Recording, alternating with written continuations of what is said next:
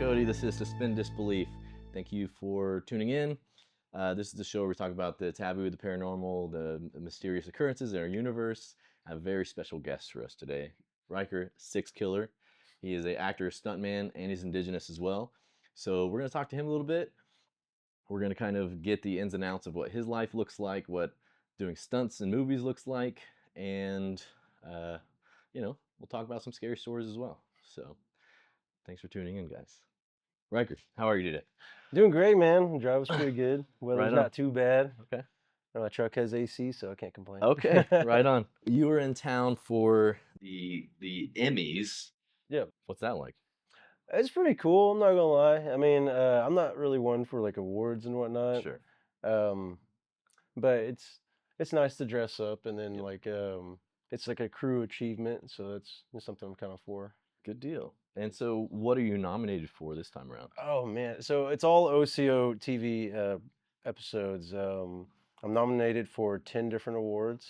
Yeah. One of them is an acting one for Let's Talk Cherokee. That's Mhm. when I did some motion capture work over at the Owasso Soundstage Okay. with Cherokee Films. Well, right on. So you work for Osyio TV for the Cherokee Film Office, and the Osyio TV is basically like a cultural preservation TV program for the Yeah. internet, essentially. So you guys capture stories, you preserve language, culture, all of that through storytelling, essentially, right? Yeah, and kind of shine light on just the individuals who are kind of stepping outside of the norm and Yeah. doing something first within the tribe. Like Okay. people, like there's this, I believe she's a flight nurse. I can't remember exactly where, but she has a pretty incredible story. And then like we have some old stories. Like there's one about Bigfoot that was told by Larry Shade.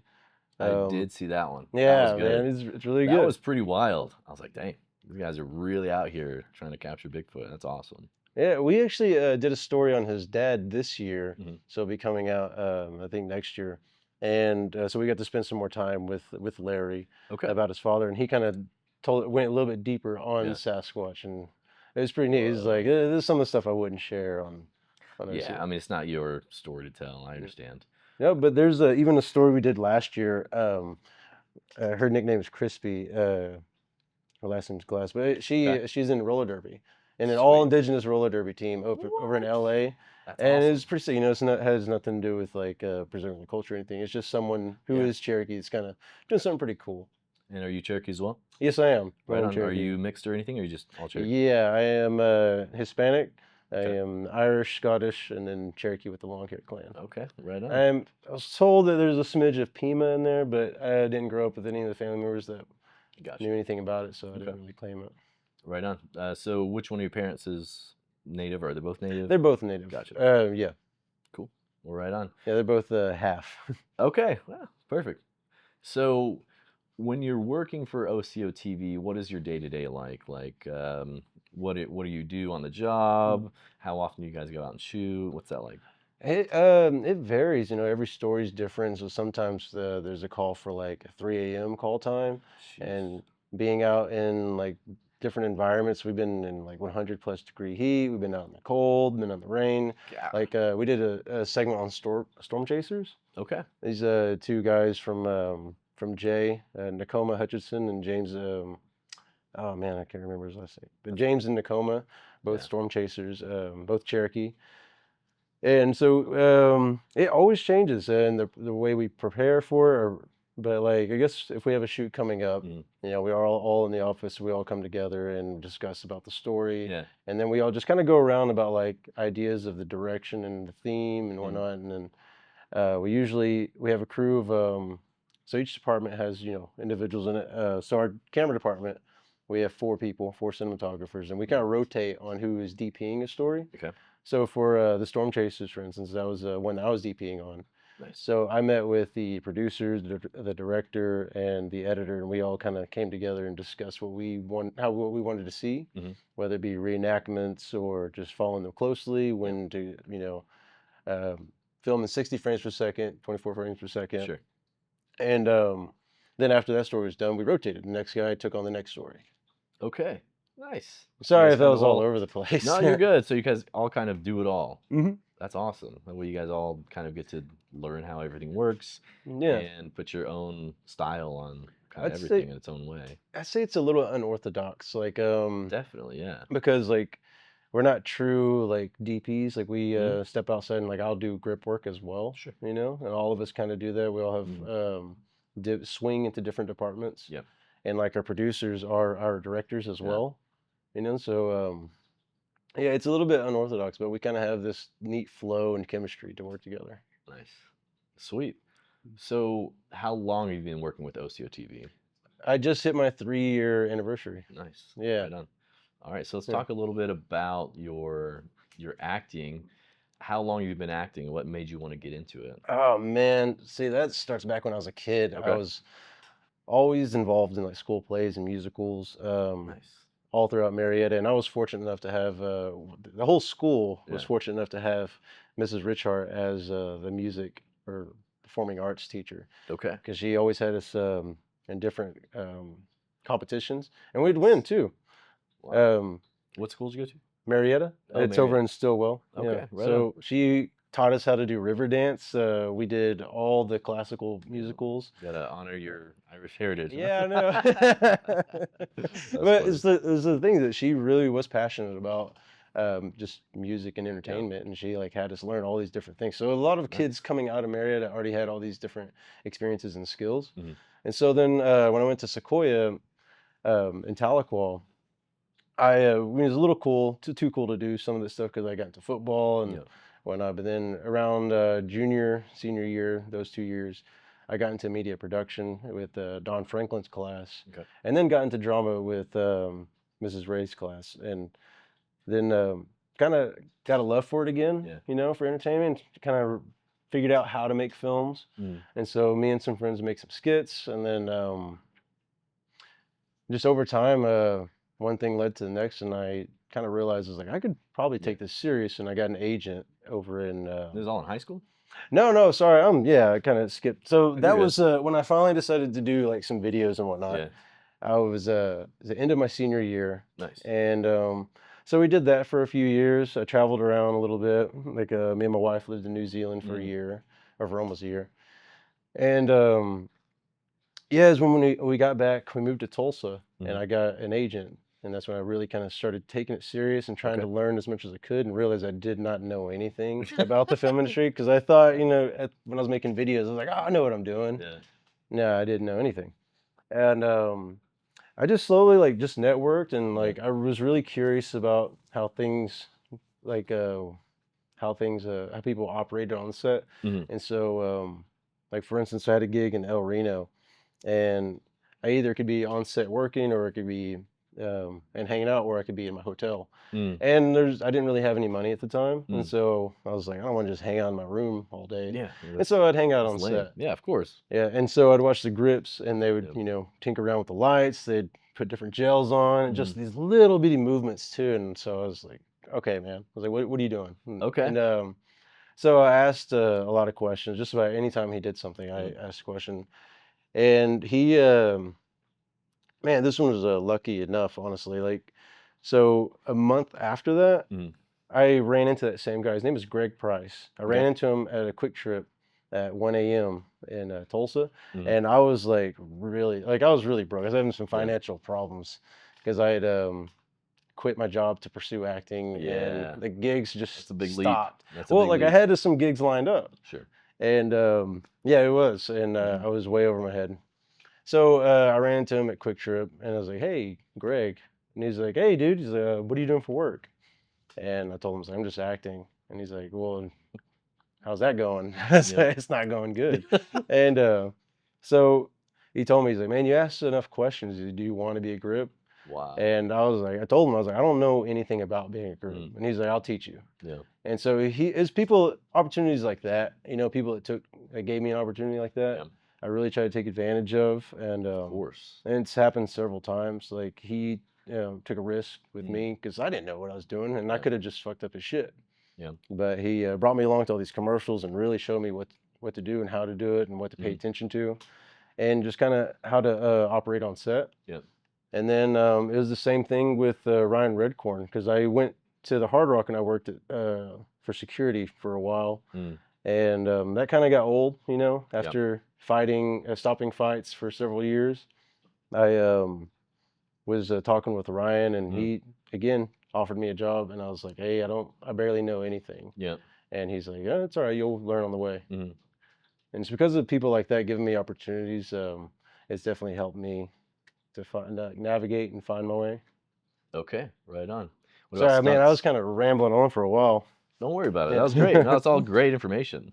What about stunts? How did that open up for you? I mean, did you grow up being in sports and anything like that to where like it was now natural for you or something you had to work at? Yeah, no, I mean, it's funny, me and my brother kind of talked about this the other day, Mm-hmm.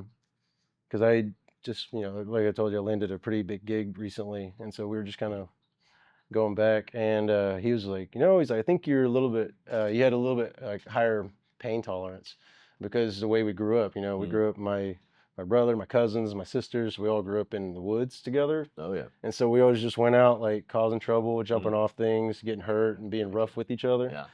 Like we were talking about, our sons kind of having a different lives than us. Like his Oh yeah. son, right now he's having trouble riding a bike, and he's like 7 years old. Mm-hmm. And he was like, man, he's like, when I was 7 years old, he's like, I remember we were going down that hill, the dirt hill, and just wrecking it, just Oh, absolutely. yeah. And I was like, yeah, it's just different kids. It's like we're a little bit Absolutely. And it's a rougher. different time too, Mm-hmm. What's like I wouldn't want my son to be out there doing all of the crazy stuff that I was doing. Oh, for sure, yeah. Of course, like I love all the adventures that I've had and all the trouble I got into and all the scars that I have, but it's like, man, I would hate to see him Yeah, getting all the dude. crap that I got into. So I get it. Yeah, they're Yeah. growing up a little bit more sheltered than we were, but Mm-hmm. it's a different time for sure. You know, we always say, it's like, how in the hell did we survive? Like, because we were left Yeah, ain't alone. that the truth? Yeah, like we never had any parents around, especially during the summer. Yeah. Because it was just us. Our parents went to work, Uh-huh. and like even after school, like I'd get home around, like the bus would drop us off for like around 4:05. I remember that because I remember getting to my house and seeing the clock being 4:05 just about every time. Wow. And my mom wouldn't get home until like 6, 7 p.m. And Yep. so we were always just, when we get home, we'd go to the house, get some snacks, whatever, use the restroom, Uh-huh. and then we'd go hit the woods. I was gonna say right back outside. Yeah, Yep. we always spent time out in the woods. Heck yeah. Well, sweet. Sports? You knew Yep. sports growing up? Yeah, so I played football ever since I was in third grade, Yeah. like contact football, up until I graduated high school. And because I was like so passionate about football, I got into gymnastics. yeah. Again, another thing that Marietta was being fortunate about going to Marietta is like they had brought in a guy named Cody Keys. He used to be like a cheerleader and Okay. used to do gymnastics. Nice. And he came in and taught us how to do gymnastics, and all that like helped me Really? with my balance. What?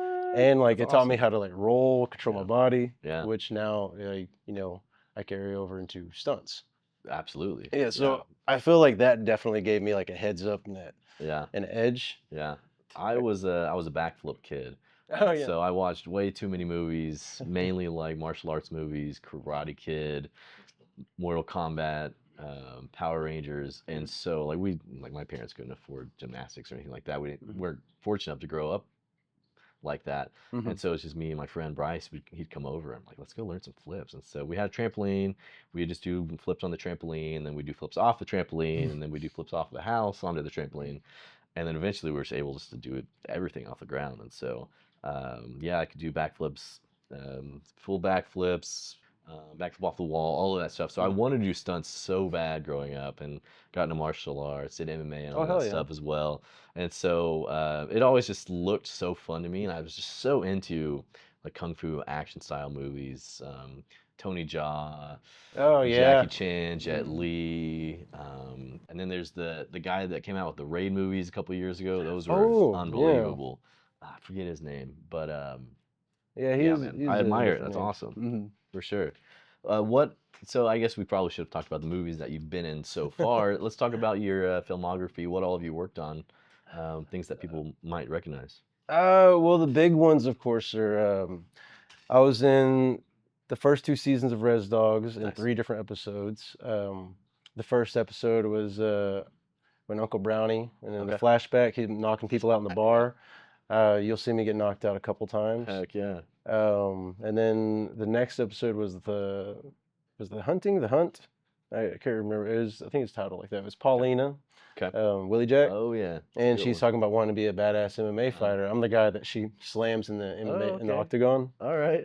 And then the second season, I was in the first episode. I had a You had a I had a speaking few role, lines. right? Huh? You had a speaking role, right? Yeah, yeah. Nice. What's funny about that is my agent hit me up. I was on a Nike commercial. I wasn't the star of it. I was Sure. grip. Yeah, I was working with Okay. Yeah. lighting. Nice. And yeah, I was lowest of the totem pole in that. Sure. But my agent hit me up and said, "Hey, can you submit an audition in the next hour?" It's like the next hour. Yeah. It's like I'm on a gig right now. And so I was like, all right, let me see what I can do. So I asked my friend Ben Brown if he'd help me out. So we went to the men's restroom. Mhm. It was like yellow lighting. It looked gross.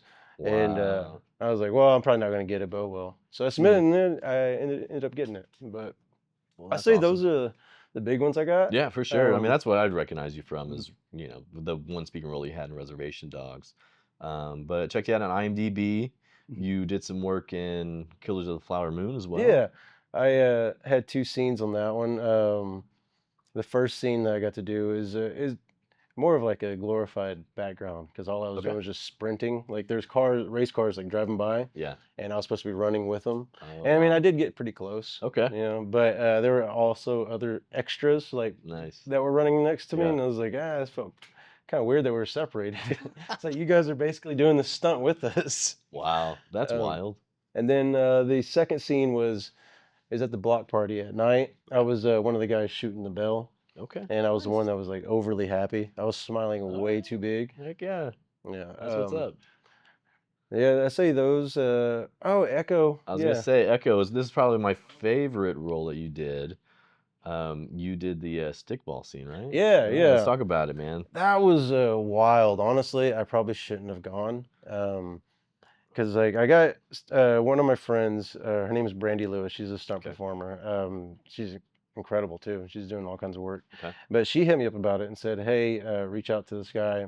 They're looking for stickball players for stunts." And so I sent him all my information, all my contract information. Sure. And I sent him a video of me playing stickball. Okay. I was able to gather a few clips, and so what he told me was that they're flying in real stickball players. Yeah. But they weren't flying in outside stunt people. Okay. They wanted to hire local stunt people. So he's like, submit as a stickball player. He's like, when you get here, we'll use you for stunts. Sure. And I was like, all right, cool. So, I end up, so the thing was they were going to like reimburse you. And so, yeah, There we go. I maxed out my card. I used what little cash I had. I bought a ticket. I got a rental car. And man, I was just on fumes. I was barely making it, but it was worth it. It was worth it. Okay. It played out really well because I get there and the set was just mind blowing. I was like, holy shit! It's an unbelievable scene. Have you seen it? Yeah, like 90% of that's practical. It's, really? Yeah, dude. Like it's gorgeous. Everything that's like right around us, around that field, the little arena, it was all real. It was all built. Wow. Everything. It was the mound in the back was what was like. Oh yeah, of course, CGI. Was it indoors or outdoors? It was out. Yeah, it was in a field, a random field. Holy They had these, and I'll give you some BTS photos. Sure, I would love that. And this is all in Georgia, right? Yeah, yeah. Gotcha. Yeah. So Echo takes place in Oklahoma, but it was all filmed out in Georgia. Yeah. Yeah. And for anybody listening who might not know what Echo is, it's a Marvel Cinematic Universe show on Disney Plus. And Echo is she's a female Native American Choctaw superhero. And it's loosely tied in with the Daredevil storyline. It's a really good show. There's only 6 or 8 episodes or something like that. But they hired real natives for it, real native writers, which is awesome. And it takes place in Oklahoma, filmed all in Georgia, which is where pretty much everybody shoots anything these days. Yeah, it's exactly. But the show is pretty epic. And if that sounds at all up your alley, you should definitely check it out. Because, it's pretty awesome. And I hope that they do more with it, Echo character. I don't know. I haven't heard anything about it yet. So, plus this guy might get another job if they do come out with a new season. So, yeah, I hope so. I mean, like, it was just really cool. Like, the way they even treated us, and they were like really careful with and intentional with everything with the wardrobe. They had cultural advisors there. They had all Thank God kinds for of that. they had all kinds of research. Yeah. And it's funny is put these two next to each other. So I had this one gig. I guess I'll go and I better not say the Do it. production. No, you Okay. don't have to. You can bleep it out. We'll cut it out. Yeah. So Oh, okay, gotcha. I Yeah, got we'll beep brought that in out. for stunts on that, and so they I kind of figured it'd be whatever, Yeah. but I was told you were playing one of the warriors, and I was like, cool, stunt warrior. Yeah. And I was trying to put in my head about what it's going to be, trying to guess, because sometimes I don't get all the information. Sure. And I show up to wardrobe, and they're putting me in this leather shit, and I was like, what is going on? And then I see a mood board. I was like, oh, cool, what is that? And I look at it, and it's screenshots of like Sterling Harjo's Instagram. And I was like, what? And then so I was like asking questions, and there's like no mentions of anyone being Muskogee in this, and I was like, so why are they screenshotting all of his stuff? Oh my And God. yeah, so it was funny going from Echo to that, you know, because like with Echo, they did their homework, and as far as I'm concerned, anyway, and it was just everything was authentic, it was great, and then they treated us really well, and so when Thank God for that. yeah, and when we're there, I just wanted to make sure I didn't take anything for granted, you know, and so. It was a week-long shoot, and it was hot. It was so freaking hot, middle of the summer. And we're out in the sun, you know, there's no trees around us. It's just sand, you know? Yeah. And so anytime they said like, all right, everyone take a break. We need a few guys to do some sprints. I was always the one saying like, I'll do it. All right. And I think me doing that every single take, you know, because it was really tiring. People were tired. I just wanted to, I don't know, make a point, I guess. Sure, yeah. It's like, I'm excited to be here. I want to be on every single absolutely. thing. And so they actually gave me more opportunities and put me in front of the camera several times. And even choreographed some things to where I would end up scoring. And I forgot where I was going with it, but like, no, the set and the experience itself was great. And then like the camaraderie that we all had, like, because there's legit stickball players, some that I've actually played against and played against afterwards. Like we all came together and like, it was just a fun time. We just had a good time. We embraced being out in the heat, you know? Everyone was yelling around, hooping, hollering, yawking. Oh, snap. And so it was just kind of a cool moment. And like, did you guys ever just get bored on set and just start really playing? Yeah, several times. And they had to tell us sometimes, hey guys, like cool, like get in the shade, and like we want to play. And then at the very last day when we were officially like done, they're like, hey guys, we just want you guys to play a game real quick. Just how you play it. And we're like, you sure? Okay. And they're like, yeah, we're just gonna record it. And that's awesome. There's some big hits. Okay, I bet. Yeah. God, it was some big guys out there for sure. Yeah, I and was girls too. Yeah. Yeah, it was just a lot of fun. It was like a party, you know, and it was like pretty cool because I would sit there and just look around, and I was like, this is probably the closest I'll ever get to seeing what it would have looked like, you know? Oh yeah, absolutely. And which is fascinating because it's like before I saw that, I never even probably could have fathomed that like our people had that much architectural creativity, and they actually like made towns and civilizations like that. You know, like, because all we see is just like teepees or wigwams and stuff like that. And we think that, oh, that's all we had. It's like, no, like we had actual like civilizations, you know, like towns and cities and stuff like that. It's crazy to think about. And visiting some of those mounds that are left that are still here, and seeing kind of like the layout of the village of the tribal town, it's pretty fascinating. And like, you know, being told kind of how they function, as how their rivers, so they're man-built rivers. Why they did it and how they use it to even kind of travel around, but also with fishing. Interesting. Yeah. Wow. Sweet. So we've talked about your acting, your stunts. Let's just talk about your culture a little bit and how you grew up. So what was it like for you growing up in Oklahoma? Were you pretty attuned to your culture? Were you, as they say, tradish, or were you more of just like a city Indian? What was it like for you? It was a little bit of a hybrid, you know, because a lot of my family, my great grandma, my uncles, my grandpa, and all them were ceremonial people. My grandpa, Bill Christie, William Christie, you know, he went out to Stoke ceremonial ground, and a lot of my family did. But when I was a little kid, I think there was a transition somewhere where they started going to Indian churches. Okay. and they stopped going to ceremonial ground because we had a few medicine people in our family, Yeah. and they all kind of stopped practicing medicine around the same time. Mm. And I think it was more of like trying to get us to evolve and see. Like, I think they saw it as like, for instance, I wasn't really taught the Cherokee language that much. It was said, it was talked around me, and my Yeah. grandparents would say some stuff to me. Yeah. But it's more of like there's not gonna be a use for it in Yeah. this world. Yeah. And so we kind of like somewhat separated away from it, but we Yeah. lived in the woods and we kind of lived like an Indian type of lifestyle out Okay. there. But Did you dance at powwows or anything like that? no, I never really was big on powwows. I'd go to stomp dances, and Okay. I do now. Yeah. But I wasn't ever like a member or anything when I was a Mm. kid. I'd just go here and there. Yeah. And then it wasn't until about 2018, 2019 that I decided to actually like go and make it a part of my lifestyle. Heck yeah. Yeah. Yeah, I mean, pretty much all of us can relate on trying to reconnect with our culture, and I feel like every Indian has that point in their life where they're like, it's like, wow, like this is a huge part of who I am, but I don't know enough. I don't feel like I deserve to call myself Indian or whatever, and Mm-hmm. so like I really want to learn more about my people and learn more about my language, and it kind of hits you eventually. For Mm-hmm. most people, like, oh man, like if I don't, listen to these stories and I don't pursue this knowledge, then it might get lost forever. Mm-hmm. So Yeah, for sure. we all kind of relate to that, and I'm glad that you are on that journey as well. That's really Mm-hmm. cool. You didn't grow up super tradish. Did you guys tell stories growing up? Were you guys ever, was Yeah, it? well, yeah, there was a, we were always around medicine, and we are deep in the woods too. Like we were always around it, and my grandma and my uncles would tell Mm, me a lot of stuff.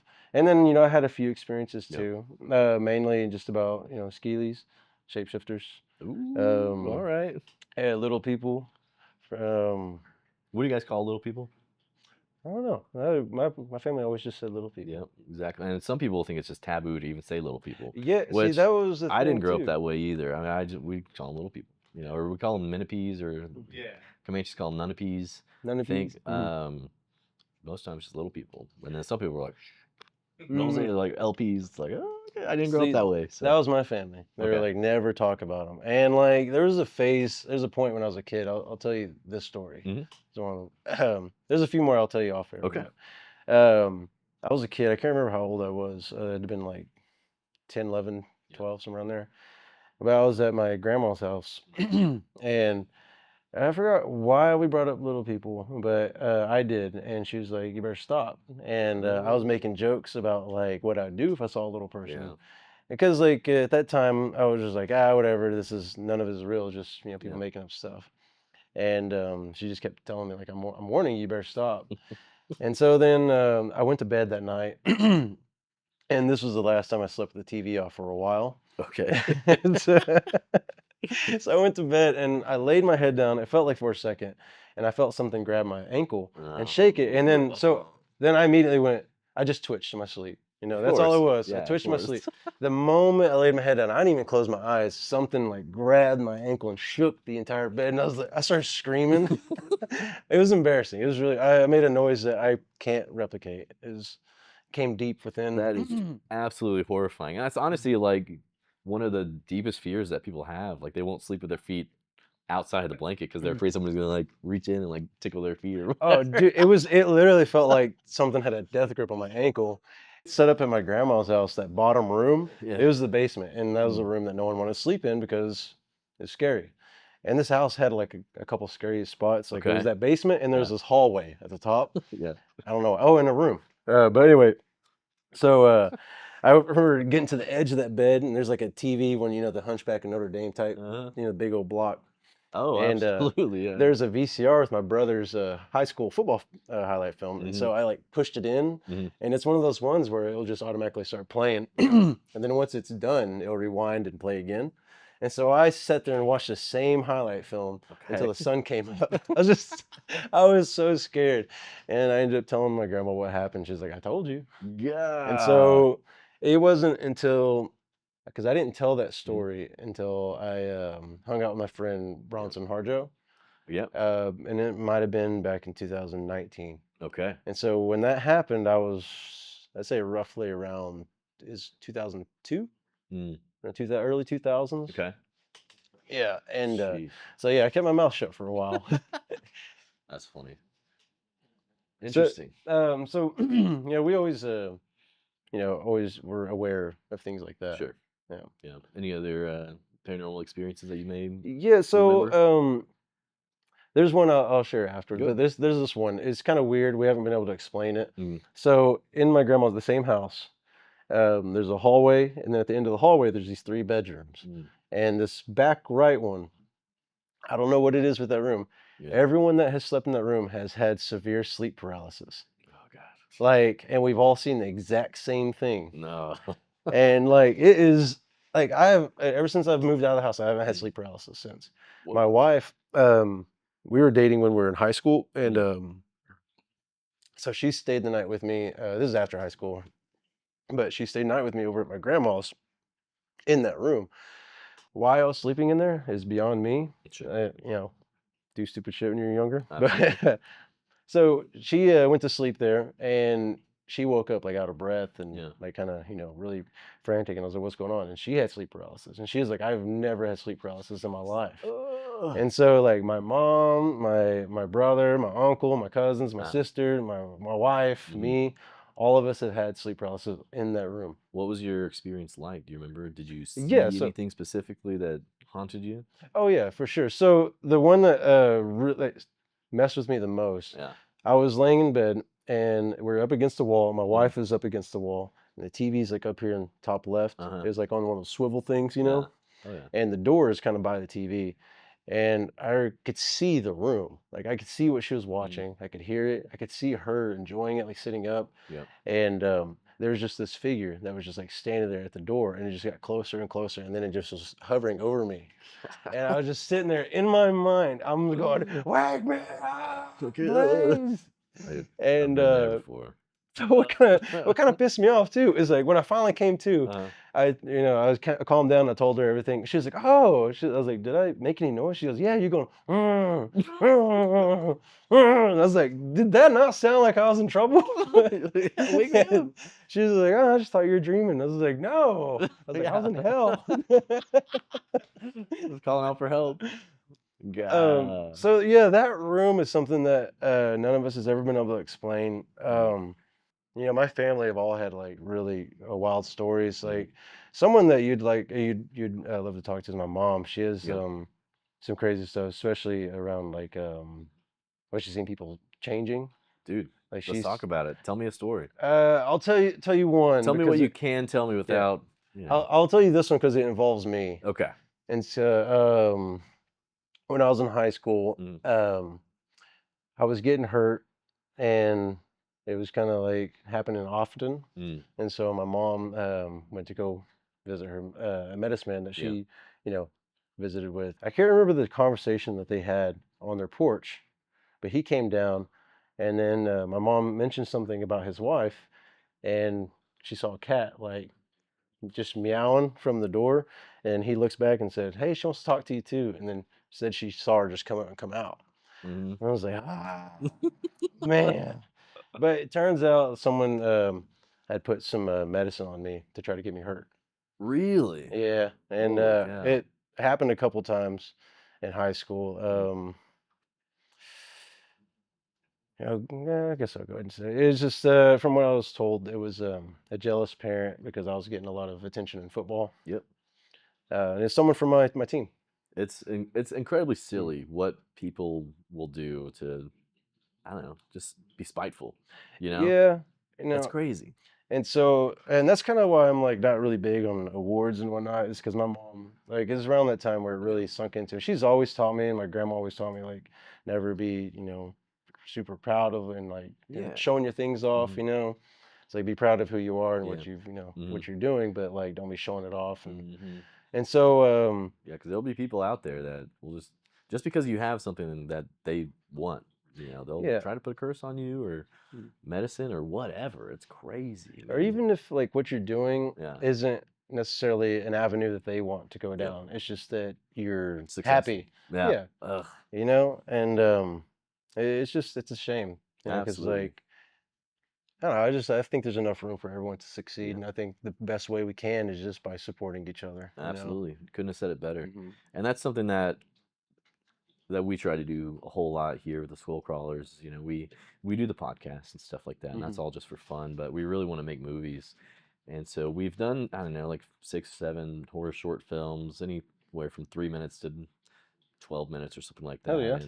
And we have big plans to do features someday and proof of concepts, do the Hmm. whole crowdfund thing, which we will do at some point, but we Hmm. haven't just started that journey yet because, Hmm. you know, scared, don't Oh have a lot of yeah. time, don't have a lot of money, you know. And so we're always waiting for that perfect time to try to do that. But we try to reach out to all different young filmmakers kind of like us Hmm. here in Oklahoma City or in the area, especially ones that are doing something similar to what we're doing with Hmm. horror, practical effects, retro inspired, whatever. And we've really helped build this community in Oklahoma City of just like indie filmmakers that are doing stuff similar to us. And you know, we help on their sets, they help on our sets. Hmm. We reach out and see like, hey, what are you working on now, you know, and encourage each other to keep doing what we're doing. So um and especially when it comes to native folks, you know, like we're really trying to like encourage our own people to, you know, succeed and get out there Yeah. and try new things and follow your dreams and stuff like that. Like you don't have to be spiteful because other people are succeeding, Hmm. you know, like you can get out there and start doing stuff yourself. So um, anyway, right on. So you and Bronson Harjo Hmm. recently did a short film, right? And you guys are Yeah. doing Hmm. like the festival thing, right? Yeah. So we have a film that's in the circuit. It's called Mm. Anonymous. Okay. It's a it's about a support group that isn't so supportive Okay. once a newcomer comes in All and right. reveals his true intentions of why he's there.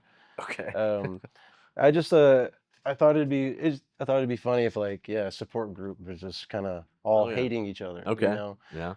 And so that's kind of like what it is this guy comes in and he is has a mission Yeah. to he's trying to tell everyone why he's there, but he keeps getting interrupted. Like people Yeah. kind of like jump over what he's saying and Yeah. like, come on in. And he's like, I'm not an alcoholic. And they're like, no, that's what everyone says, man. Like, and so they won't ever let him finish his sentence. And he kind of gets drug into this meeting. Yeah. And that's when you start seeing the tensions within the group. Hmm. Because from the outside, it looks like, oh, this is a close group of people who are Hmm. supporting each other. But then once he's inside the circle, he Yeah. realizes that there's some like jealousy and Wow. some hatred towards each other. Okay. And then tensions just rise because people are trying to figure out who this guy is and Okay. why he's there. And so then when he finally does reveal why he's there, things just pop off. Okay. And this is like is it an action comedy Yeah, or gosh, and there's fight scenes and all yeah. choreography and all. That's I awesome. mean, Can't wait to see that. it has its moments where it's a little serious, but I'd say it's mainly just an action comedy. How long Yeah, is it? 10 minutes, 10 seconds. Okay. That's about the perfect length, I would say. Yeah. Right under 10 minutes. Film festivals love anything under Mhm. 10 minutes. That's It's cool, man. it's the main compliment I get from it is that they love that they think it's just going to be an AA meeting, and then there's like a left turn, and everything's just like midway because it goes on for a minute, Yeah. you know. And I wanted people to kind of keep guessing like Mhm. what's going to happen, Yeah. but yeah, it ends up just blowing up to this huge That's fight. what I love about festivals is like, you know, on YouTube, you click on a thumbnail, you know what it's kind of going to be Hmm. about. But in festivals, they just play and you don't know Yeah, what you're getting yourself into. there's And no it could be, trailer. yeah, it could be comedy, it could be horror. You don't know until it starts happening. You're like, whoa. Yeah, And so it's either a pleasant surprise or sometimes it's like, oh, what the heck was that? yeah. Well, that's freaking awesome. And what's crazy is that this kind of happened last, like just it was so just so sudden. Yeah. Because at Osyio, we work a lot. We have our busy seasons, you know, Sure. and this was just so happened to fall into a busy season. And I was just feeling like I was like, man, I need to film something. Yeah. And other than a documentary, I wanted to Yeah. film some narrative. And all of us had worked like a crazy schedule, so we Mm. all had some a day that we could take off anytime during the week, you know, if Yeah. we because we're all salaried, so if we work overtime, we take use that to take some Okay. time off. Okay. And but we all had still a busy schedule, and there was one day that we were all like free. And so I just Wow. looked around the office, and was like, "Hey guys, it's like we're all free this day. Do y'all want to film my film?" Wow. And everyone just was on board, and I was like, "All right." I was like, "Since y'all's on board, let's do Did you this." guys film it one day? Filmed in 10 hours. Holy cow! Yeah, That's impressive. yeah. It was. Actually, yeah, we were shooting a short film here at this house on Wednesday, and it's my wife Oh, and for kids real? are Yeah. they're out of town for a couple days, and they take up all my time, and that's Yeah. okay. I love being a dad and everything. But I bet the quiet's nice. Exactly, So last Yeah. week, and they're like, "Yeah, we're gonna leave these 3 days. I'm gonna meet up with them in Illinois after a couple days, but I got to work." And so I texted the friends. I was like, "Who's Mhm. in town? Who wants to make a short film?" And so a couple people reached out, like me, me, me. I'm like, "Sweet. I will come up with a story. We need a location. We need an actress. We need a creature of some kind because that's kind of how we do it. Mm. Just very, So I y'all don't know, came up with it on the spot? pretty much, yeah. I Oh, mean, dude, I hell came up yeah. with. I'll talk a little bit about it. So the story that I have, it's gonna be an actress. Her name's Kate. She's awesome. So what's gonna happen is she is just gonna be home alone, and she's gonna be probably on like a Zoom call with her therapist, Mhm. kind of talking about like, hey, this thing is following me. And the therapist is gonna be like, oh, so well, like, what does it look like? She's like, I don't know. My culture says like there's a saying, don't look back. And if you feel something watching you or following you, like don't give it any attention because it'll it'll get you or whatever. Mm. And so we're gonna tie in some indigenous superstitions, folklore, into kind of like a modern horror type story where there's just like this kind of, I don't know, like witchy creature that's kind of following her around, and Mhm. she tries not to pay attention to it until she does. So essentially, that's what's going to happen. I've got some really cool shot ideas to really build the tension and tell the story. I think it's gonna be pretty darn cool. But anyway, it was one of those things. It's like, Mhm. hey, like I got time. Let's film something. They'll put it on Mhm. YouTube. Whatever. We'll see how it goes. Yeah. Anyway, I'm excited about it. Well, I've got a couple minutes left to tell story. I prepared a story for today. It Oh, yeah, is yeah, for about sure. my ancestor, and his name is Snapping Turtle. He's Kiowa guy back in the late 1800s, and like you were saying earlier, he was just a real spiteful guy. And he was one of the most feared medicine man on the plains Mm. at that time. And there's a lot of documentation about this guy. And apparently, what he was known for was when he would hear about other medicine men that had strong medicine, strong power, he'd challenge them to a duel. So they'd go into a teepee, close the flap, and then you just hear drums and chants and stuff like that. And then in the morning, the flap would open, and only one person would walk out, and it was always him. And so his power was real strong. And this was right around the turn of the 19th century, going into the 1900s.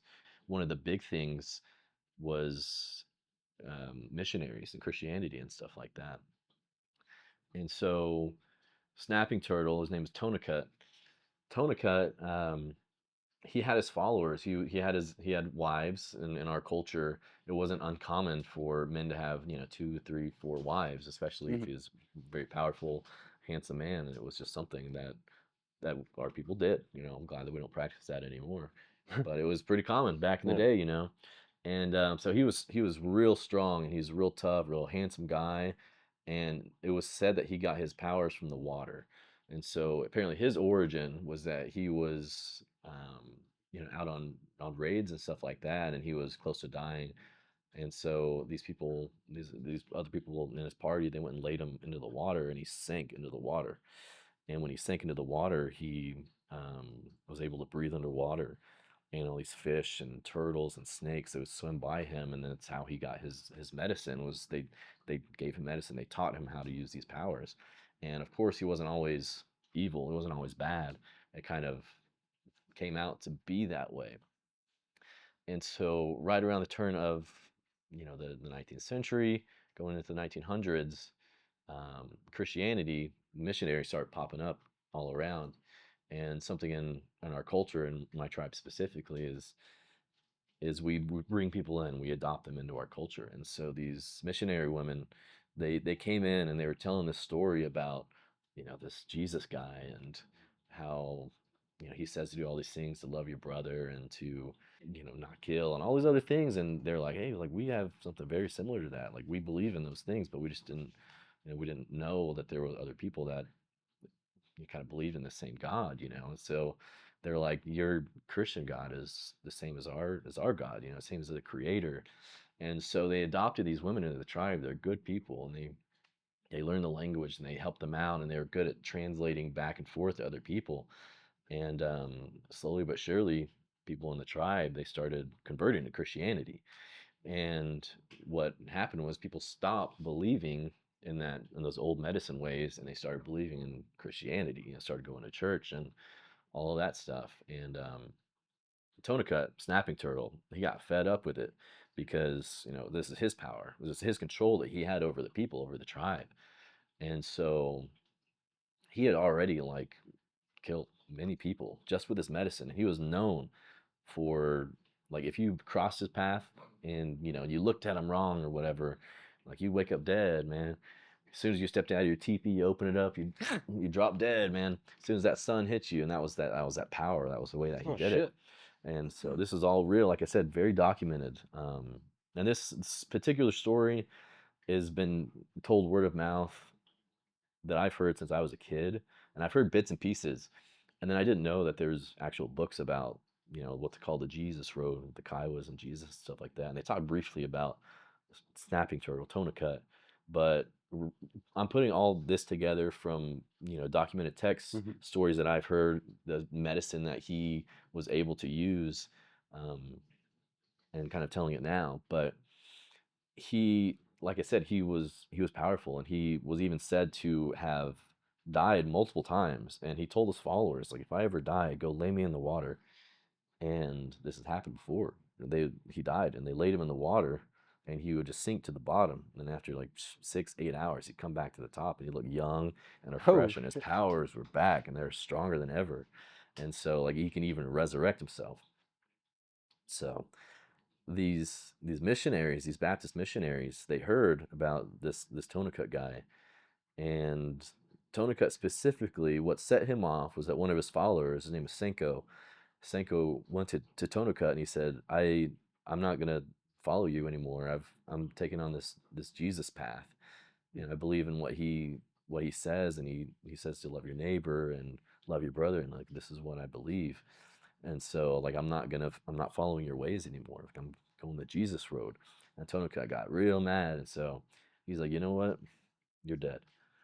And so when he said you're dead, that was a death sentence. And so Senko, he went back home and he was telling everybody, he's like, I love you. I'm not gonna be here tomorrow. Just letting you know. And after everybody heard that, they're like, oh man, that's a real shame, because they knew what was gonna happen. Hmm. And so he goes to the missionaries and he tells them, he's like, hey, like, I'm not gonna be here tomorrow. Thank you for everything you've done. And they're like, why? What's wrong? And he's like, well, Tonakut, he put a curse on me, and he's gonna kill me. And she's like, well, what do you mean? Like, how? He's like, with his medicine, with his magic. And they're like, well, we're gonna pray. And so they talked to him, they prayed, they told him that, our God versus his God, our God is more powerful. And so if you truly believe, then his magic's not gonna work on you. And so everybody in the whole village, they surrounded Tonakut over there on Rainy Mountains, right around where it happened, near the Wichitas. And it was a spectacle. Everybody knew what was going to happen. And so what he would do is he'd draw an outline on the ground of the person that he was going to kill. And then he would dig a little pit where the heart was going to go. And so this all happened at night. There's fires and everybody's watching. And even Senko, he's there. He's kind of expecting to die. Like, there's nothing he can do about it except for pray and just believe that his God is stronger than Tonakut's magic. And they're watching, and Tonakut he's doing his chants and he's doing his medicine. And at the end of everything, this is what he would do: is he'd take his Winchester rifle and he'd have everybody watch, and he'd aim right down there at the body, the silhouette that he drew on the ground, the outline, and he shot right in the heart where Senko, where that outline was for him. And what was supposed to happen was Senko was supposed to drop dead over there on the other side of the tribe. But what happened was Tonakut shot, and all of a sudden he grabbed his heart like this, and he fell back. Oh shit. And his wife surrounded him, and they sat and watched as he died right there in their arms. And like they said, like he said, if I ever die, go lay me in the water. The missionaries were like, no, we're not gonna even Mm. give him the chance to come back. We're gonna give him a like Christian funeral. And so they bury him out in Rainy Mountain funeral or cemetery. And sure enough, you know, they put him in a suit and gave him a white people funeral, and that was the last that anybody ever heard of Tonica. And now he's just, you know, history. He's just, you know, just folktale. He's legend. Was there any saying or record of how old he might have been? Well, I asked my uncle because I talked to him, my uncle Frank, and he said he's probably not more than in his 40s. It wasn't too old. Mm.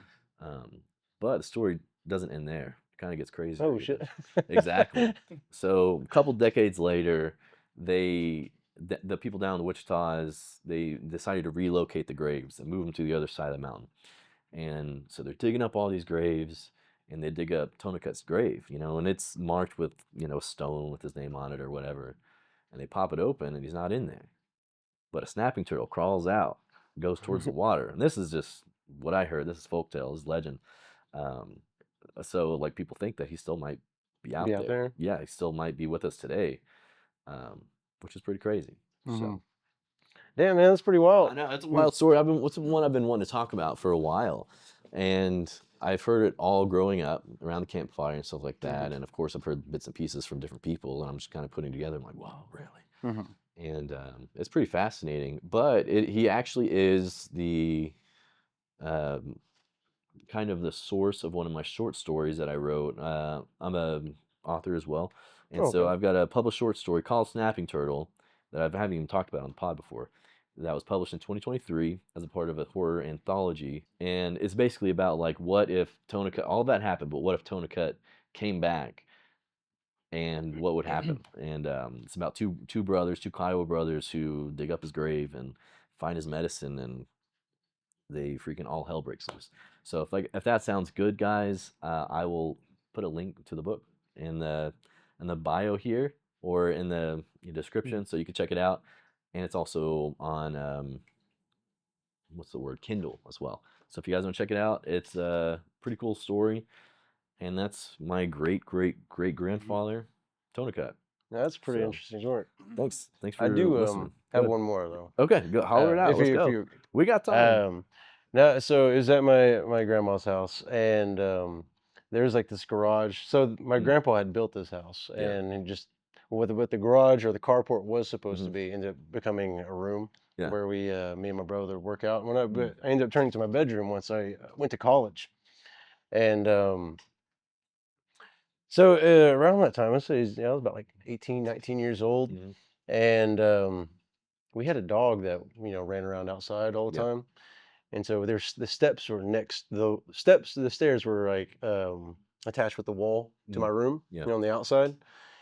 And so a couple times I would hear what I thought were like human footsteps, and I'd go and check, and there wasn't anything out there.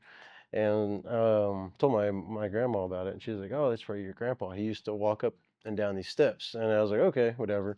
And then one night, I heard the dog run up the stairs, and I was like, "Okay." And then I heard like human footsteps coming back down, no. And so like I ran out there and I didn't see anything. It's like, what the fuck is going on? What? And I told my grandma, I was like, I don't think that's grandpa. But it happened not every time, but like I say 3 or 4 times. Yeah. Like where I would hear dogs running up the steps and then a human walking down. And I even heard like a human walking up the steps. No way, dude. And then the last time it's like I ain't looking. No, dude. Exactly. And that's that saying is like, mind your own business, don't look back. That's what Kai would say. We just don't look back. That's none of your business, man. And it's some people, of course, some culture or some people in our culture like keep the blinds closed at night, don't look outside, or you're gonna see something looking right back at you, And there's a saying when you drive through the gap by the Wichita's, like, don't look through your rearview mirror. Just keep driving because there might be someone in your back seat. And so it's like, yo, it's that same thing. It's like, it's just mind your own business, whistle. man. Don't whistle at night as well. Yeah. So I have a script that's called "It Whistled Back," You. and so it's about that. Nice. I have a horror, kind of a mystery horror script that I'm trying to film, but this one's kind of a thriller horror. Okay. Yeah. But I'll tell you more about it in a little bit. Dude, that sounds great. All right. So thank you guys for tuning in. Thanks, Ryker, for coming on the pod. Yeah. One thing that we do at the end of the episode is we just have one last sign off, one last saying or whatever. So Mhm. think about that. Do you have anything you want to plug right now? Social media, anything you're working on? I say if you have the time to go see Anonymous at any of the film festivals, go check it out. Heck yeah. If not, I'll be releasing it free for the public probably early next year, probably spring of next Sweet. year. All right. We'll share that. Well, thanks for coming on. As always, guys, thanks for tuning in. You guys can find us on YouTube, Instagram, now TikTok. We're popping off on TikTok thanks to Kate. And anyway, Oh, thanks for tuning in. Yes, go ahead. the Lowdown is premiering pretty soon. Oh, sweet. Yes, we haven't talked about that. I did work on that. Nice. Yeah, well, you won't recognize me because I stunt doubled. Okay. So I doubled an actor. Yeah, I don't know if I'm able to say what happened or who. You don't have to, yeah. Yeah. So Lowdown is Sterling Hardo's new show. It's going to be on FX, coming out this fall, right? Mhm. And we're all excited because it's a lot of the same folks who worked on Reservation Dogs worked on that, and it's set in Tulsa as well. We're all looking forward to it. So thanks for tuning in, guys. As always, sleep with one eye open, and thanks for wearing your brown pants. Any famous last words? That's the way the cookie crumbles. All right. That was stupid.